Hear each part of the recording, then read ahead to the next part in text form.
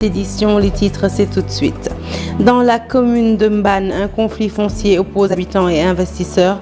Pas moins de 1700 hectares de terre sont en jeu et les populations sont déterminées à conserver leur patrimoine. Elles dénoncent le silence des autorités locales. Tchadjaï sans bloc opératoire depuis plus d'un an. Les patients sont évacués vers d'autres hôpitaux et les choses ne semblent pas s'arranger. Vous entendrez le cri de cœur des habitants au cours de cette édition. Une éducation plus inclusive ainsi qu'une prise en compte des déficients visuels dans les recrutements au sein de l'administration. Des doléances remises au goût du jour à l'occasion de la célébration de la Journée internationale de la canne blanche. Une journée pour faire des plaidoyers autour de la cécité et de la malvoyance. Voilà pour les titres. Le développement, c'est tout de suite.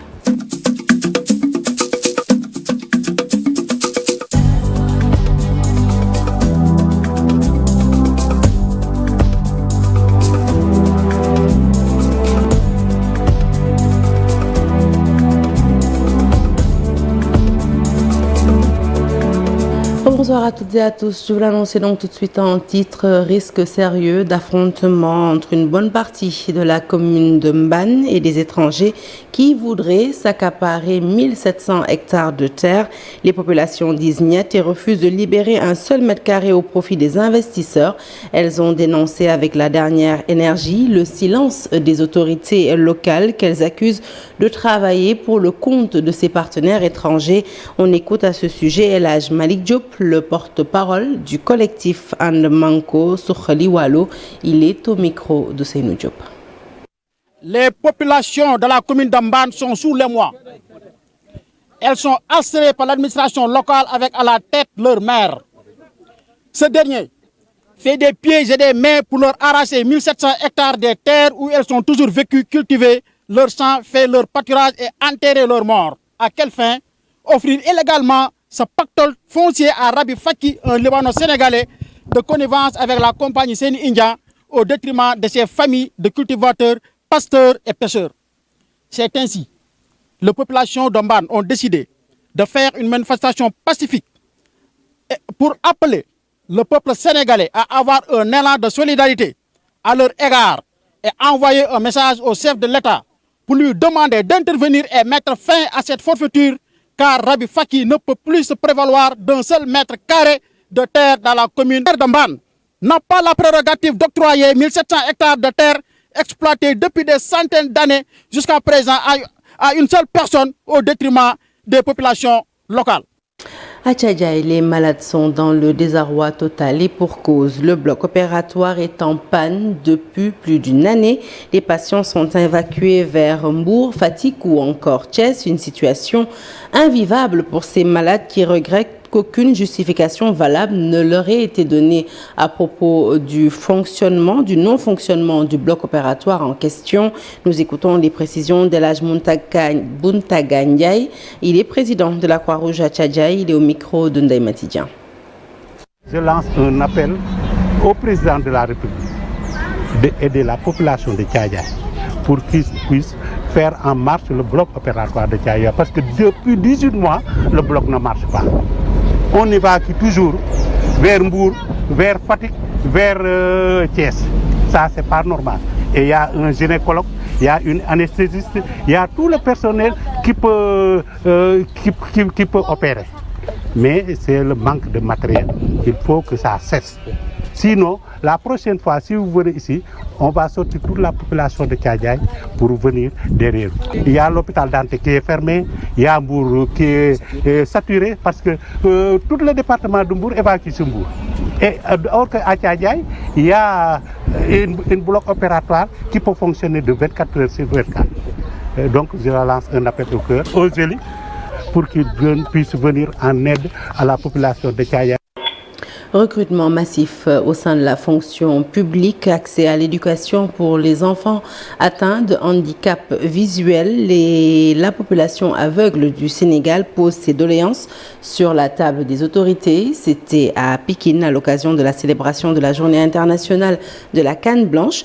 Et selon le président de la Convergence des aveugles pour la solidarité et l'entraide, la cause, eh bien, les autorités doivent réagir dans les meilleurs délais car les aveugles aveugles vivent dans la précarité totale. Abdou Konya Diop est interviewé par Abdoulaye Anne. Je vous propose de l'écouter. La première difficulté, c'est l'accès à la canne blanche. C'est vrai que l'État a fait des efforts à ce sens, à travers le ministère de la Santé et de l'Action sociale. Chaque année, il octroie des cannes blanches aux aveugles, mais comme vous le savez, la canne blanche coûte cher. Et nous n'avons pas d'usine de fabrication de ces cannes-là. Nous les importons et c'est pourquoi c'est un peu difficile par rapport à l'accès de cette canne pour les aveugles. Les aveugles sont moins recrutés et c'est pourquoi nous plaidons que les aveugles soient pris en compte de manière effective. Parce que nous enregistrons aujourd'hui plus de 100 aveugles diplômés. Et aujourd'hui, ils n'ont pas la chance d'accéder à la fonction publique, mais également dans les structures privées. Et c'est pourquoi nous plaidons que ces aveugles-là soient pris en compte de manière effective dans le recrutement. Mais le nombre d'aveugles au Sénégal enregistrés dans l'ANSD, c'est 17% des personnes handicapées sur les 5,9 recensés au Sénégal.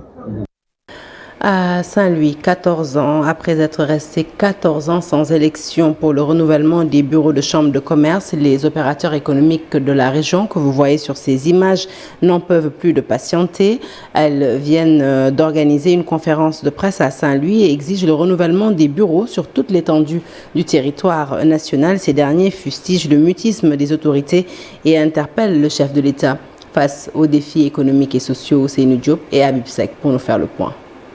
Sans élection pour le renouvellement des chambres de commerce du Sénégal, les opérateurs économiques de Saint-Louis se sont réunis pour exprimer leur déception et en même temps interpeller le chef de l'État. Ils dénoncent un manque notoire de considération.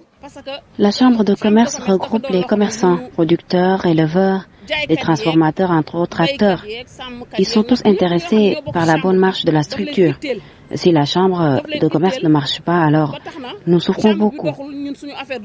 Selon les opérateurs économiques de la région Nord, cette situation ne favorise nullement le développement de l'économie sénégalaise et retarde encore notre autosuffisance alimentaire avec la crise qui sévit actuellement dans le monde. Omar Gaïdiao est commerçant au marché Tentiguer. La situation a fait plomber l'économie car les chambres de commerce sont devenues inertes et elles ne jouent plus pleinement leur rôle. Pour exiger la tenue des élections consulaires, les opérateurs économiques de Saint-Louis demandent aux acteurs des autres régions de se mobiliser. Nous tenons à informer tous les acteurs afin de se battre pour la tenue sans délai de ces renouvellements. Et nous rappelons le chef de l'État que nous sommes strictement contre les réformes sur la modification des chambres de commerce. Pour les opérateurs économiques de la région, après 14 ans, il est temps que le président de la République prenne des mesures idoines pour donner un nouveau départ à ces structures économiques qui participent grandement au développement du pays. L'équipe municipale de Lambaye réagit aux accusations des travailleurs du FERA à travers les ondes de la TFM la semaine dernière.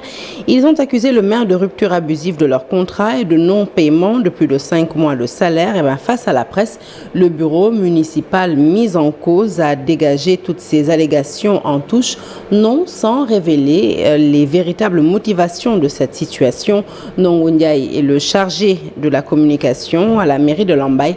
Nous l'écoutons au micro de Babacar Diouf. Ces personnes n'ont pas assuré le travail qu'on leur demandait. Ils peuvent travailler dans la semaine du lundi au vendredi, de 9h à 13h, ce qui fait 4 heures par jour. Mais il s'est trouvé qu'ils ne travaillaient que le mercredi de 16h à 18h. Le maire a constaté, il est venu, il a rencontré ses agents, il a parlé avec eux pour leur dire, à la sortie, ils ont dit que le maire n'est pas notre patron. Environ 4 mois. Mais ils ont continué à boycotter même. Le maire a maintenant, résilié leur contrat à partir du 31 juillet. Qui ne leur doit pas de l'argent. Parce qu'ils ne sont pas payés par la mairie. Mais ils sont payés par FERA. Mais c'est la mairie, c'est le maire lui-même qui doit signer leur état. Maintenant, si le maire constate que l'agent n'a pas travaillé et l'agent était averti, il continue à ne pas travailler, donc le maire ne signe pas l'état. Désolé, mais il n'y a pas de main politique. Pourquoi? Le maire a trouvé ici des agents municipaux, au niveau de l'état civil, au niveau de la comptabilité, ils sont toujours là avec nous.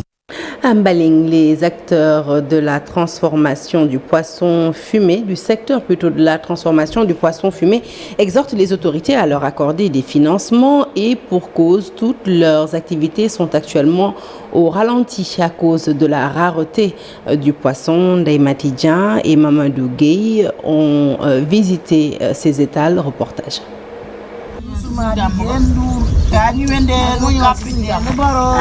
Elles sont 4 femmes assises autour d'un tas de poissons fumés qu'elles écorchent. Sur cet espace où elles se trouvent à Mbaling, l'odeur du poisson attire même ceux qui traversent la route nationale de cette localité. Seynabou Kane est en train de fumer du poisson au four. Elle nous explique la procédure. Cependant, elle ajoute que l'activité est au ralenti ces temps-ci à cause de la rareté du produit. J'ai acheté les 8 caisses de poisson à 60 000, plus le sel, l'herbe, le sac est à 5 000 francs. Faites le calcul et je dois payer mes employés. Le poisson se fait rare ces temps-ci, raison pour laquelle nous pouvons rester plus de 15 jours sans rien faire. Baïzal Diouf est un jeune homme qui a son four juste à côté. Il déplore le non-accompagnement de leur secteur qui ne bénéficie d'aucun financement.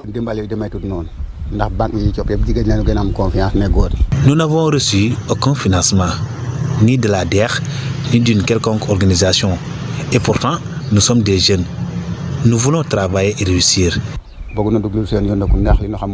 Le kilogramme du poisson fumé au ketchar est actuellement à 1000 francs, ici à Mbaling. Et puis à Ndiassane, vous le savez, les rideaux sont tombés sur la cérémonie officielle du Gamou, occasion saisie par les autorités de la cité religieuse pour exprimer leurs doléances. Et parmi celles-ci, le bitumage de l'axe Ndankre-Kuntangaï-Mekhe. Le ministre de l'Intérieur, Antoine Félix Diome, présent lors de la cérémonie, promet la réalisation des travaux d'ici la fin de l'année. Cheikh Anta Diop.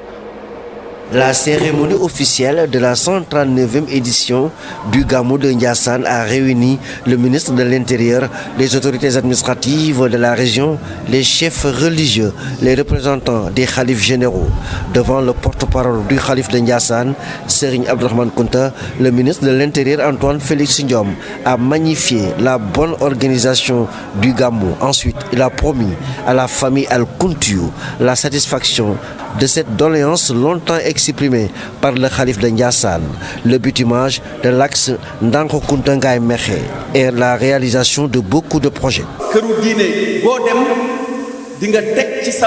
Ça a été une vieille doléance, le bitumage de l'axe Ndankre-Kuntangaï-Mekhe. Rassurez-vous, cette route sera goudronnée d'ici la fin de l'année.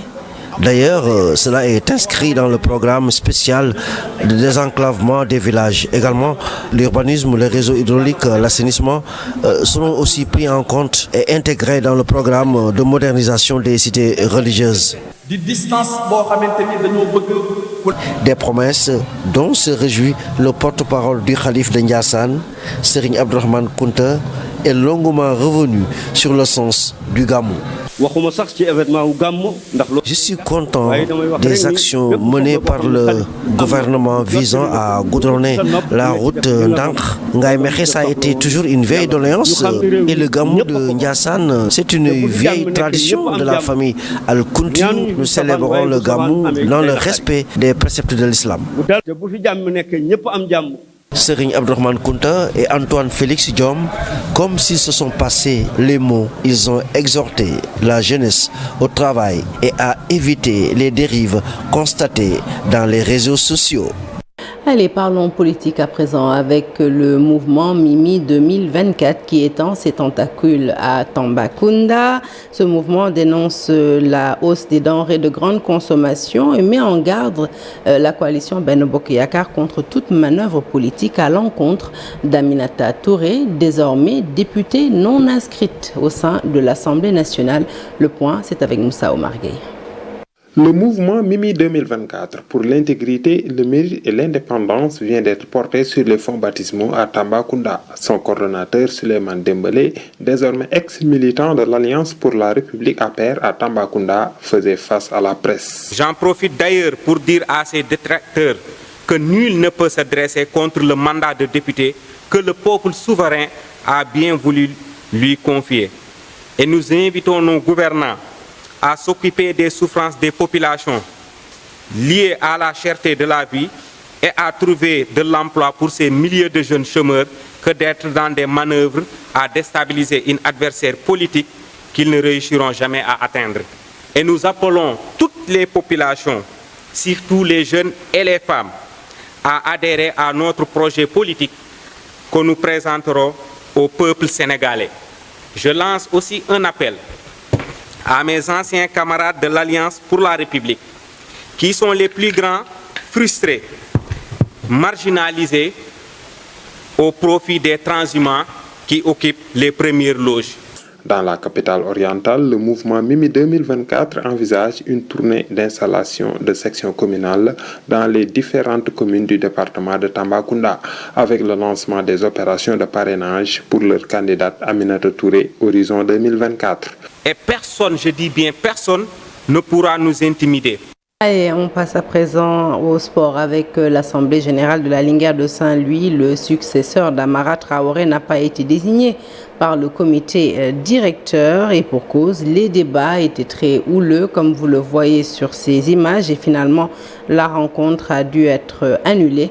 L'attribution du titre de membre du comité directeur ainsi que l'élection des membres étaient les deux principaux points d'achoppement. Ousseynou Diop signe le reportage. Le général ordinaire et l'équipe de la Ligue de Saint-Louis a été houleuse hier. Les prises de parole étaient très mouvementées. Ce que tous les Saint-Louisiens craignaient est finalement arrivé. Il y a eu des accords et l'Assemblée s'est terminée en queue de poisson. Les deux principaux points de désaccord de l'ordre du jour ont été l'attribution du titre de membre du comité directeur et l'élection des membres du comité. Finalement, l'AG a été arrêtée après 5 tours d'horloge. Masek Wad est le secrétaire exécutif de la Linguère de Saint-Louis. Quand on se déclare membre du CD de la Linguère et qu'on reste sans paix, c'est qu'on reste forcément devoir de l'argent à la Linguère. Donc c'est une dette qu'on contracte vis-à-vis de la Linguère. Et à partir de ce moment-là, on ne pourra réintégrer les instances, en tout cas du CD. Baba Aïdara, seul candidat déclaré pour le moment, craint des manœuvres de la part des dirigeants sortants.